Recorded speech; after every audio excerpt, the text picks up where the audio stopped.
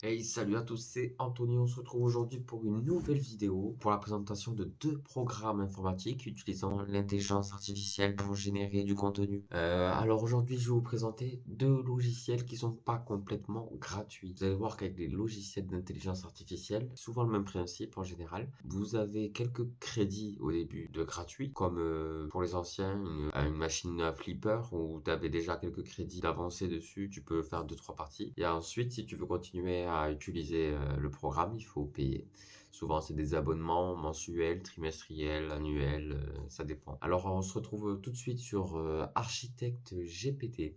Architecte GPT, je tenais à le montrer parce que déjà, je ne le connais pas, mais vu le nom, c'est vraiment un domaine qui colle à mon métier. Je vais le mettre en français comme d'habitude, que ce soit plus simple en fait, hein, pour moi tout simplement. Alors, extérieur de la maison, transformer. Alors voilà, pardon, on se retrouve directement sur une page toute noire. Donc ça, c'est le site. Architecte GPT, bienvenue Anthony Fréval-Ross, merci, c'est moi. Alors, le but de ceci, vous pouvez mettre des photos d'une maison. Donc on peut mettre une photo d'extérieur de maison, intérieur, d'un paysage, d'un commerce apparemment. On peut même mettre juste une esquisse, donc juste un dessin. Chat, et galerie, ok. Mais bon, j'ai déjà découvert un site comme ça. L'idée, regardez, on va aller sur intérieur. Vous pouvez soit mettre une photo d'un intérieur d'une maison ou d'un appartement, ou alors vous pouvez directement taper une description de ce que vous voulez. Moi, je vais mettre une photo pour montrer comment c'est bluffant.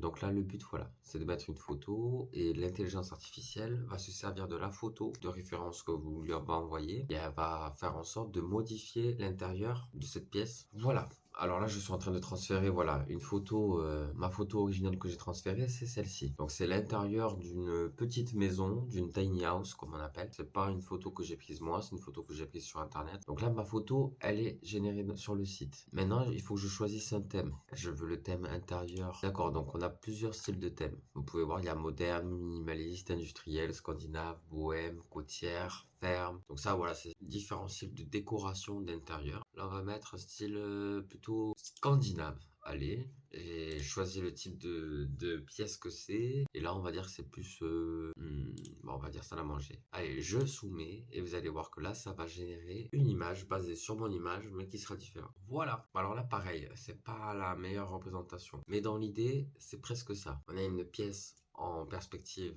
On voit le bout d'un canapé. On voit une sorte de table à manger comme il y a ici la presqu'île, le minibar. Et au bout, on peut voir une sorte de cuisine. Mais là, on voit que c'est beaucoup plus épais et plus profond. On peut voir qu'à côté, il y a les palettes de couleurs utilisées avec les références couleurs. Ça, c'est super chouette pour pouvoir après faire un mood board, pour pouvoir faire une présentation. Vous avez d'autres modes de vue. Vous avez pareil pour l'extérieur des maisons, pour les paysages, pour les commerces. Enfin, voilà, vous avez compris le système. Voilà, allez, on se retrouve tout de suite pour le deuxième logiciel utilisant l'IA. Voilà, donc là on est sur le deuxième logiciel, c'est app.brandmark.io. Bon, je vous mettrai les liens directement en description. Alors ce logiciel, il est simple. Je pense que beaucoup d'entre vous en connaissent certaines, mais je vous le montre pour ceux qui ne connaissent pas. Par exemple, moi je suis graphiste, donc des fois j'ai besoin de créer des logos pour des entreprises, pour des sociétés, pour même des particuliers des fois, pour des associations, ça arrive. Ils ont souvent déjà le nom de la marque, enfin le nom de leur société, mais ils n'ont pas de charte graphique, ils savent pas du tout comment se projeter pour avoir leur premier logo. Dans ces cas-là, ça peut aider. Regardez, on a un site où on nous propose de taper nom de marque. Donc je vais taper par exemple, je sais pas, un nom de marque inconnu, on va dire Pneu Co. Alors là, pareil, je mets au hasard, ça va être une entreprise qui vend des pneus. Leur slogan, ce sera on n'est pas des dégonflé. Allez, voilà. J'ai tapé le nom du logo, un slogan, sachant qu'un slogan, ce n'est pas obligatoire dans un logo, mais ça rajoute un petit truc. C'est souvent grâce à ça qu'on se souvient du logo.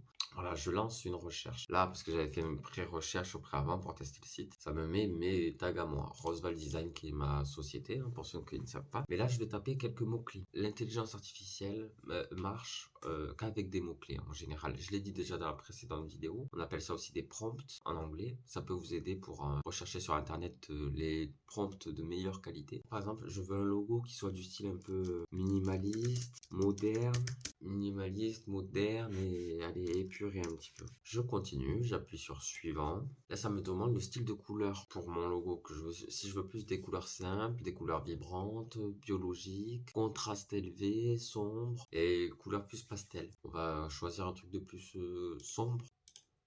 On va voir, je cherche. Voilà, là, ça me fait génération des logos. Vous allez voir, c'est assez rapide et c'est assez bluffant. Voilà, Pneu Co. Là, ça me crée tout un logo. Et vous allez voir que ça me crée pas que le logo. Ça me crée donc la typo, la couleur, toujours un petit émoticône. J'ai une première proposition de logo. Pneu Co. On n'est pas des dégonflés. Bon, là, ça fait plus entreprise de bâtiment, de peinture, hein, avec le petit icône de rouleau de peinture. Ensuite, Pneu Co. Là, ça fait plus, ouais, peut-être un peu plus esthétique, je sais pas. Ça fait parfum, ça fait pas pneu.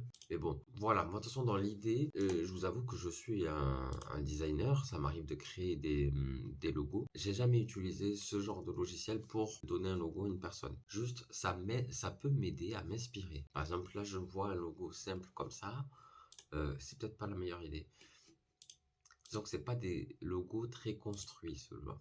Mais voilà, celui-ci, par exemple, c'est la meilleure idée. Je vois un logo comme ça, je me dis, ah tiens, j'adore la typo, j'adore la couleur de fond, tout ça. Donc en fait, je vais, moi, relever la typo ou la couleur de fond et après, je vais la réutiliser dans une de mes créations. Et vraiment, ça m'aide à prévisualiser ce que je vais créer pour mon futur client. Et par exemple, pour cet exemple, je vois ce logo, il me plaît. Regardez, je clique dessus et vous allez voir, c'est là qui est ouf, c'est que le site ne s'arrête pas à créer le logo et vous créez tout simplement ce qu'on appelle les mock-ups en anglais, en français, je crois que c'est les maquettes, des rendus réalistes. Regardez, si je descends, vous avez votre logo qui est directement intégré sur du coup des maquettes comme un sac, des business cards, un shampoing, un truc de cosmétique, la palette de couleurs utilisée avec les codes pour pouvoir les réutiliser sur votre site web, sur vos cartes, n'importe où en fait. Vous avez un aperçu de comment ça peut donner sur votre téléphone, sur une page Facebook. C'est tout le travail d'un graphiste en fait. Ça, ça dépend combien de temps met un graphiste pour faire un logo. Ça dépend selon le client, selon les envies. Ça, des fois, c'est des jours de travail quoi. Et là, en quelques secondes, on peut directement créer un logo. Et ça fait peur pour moi.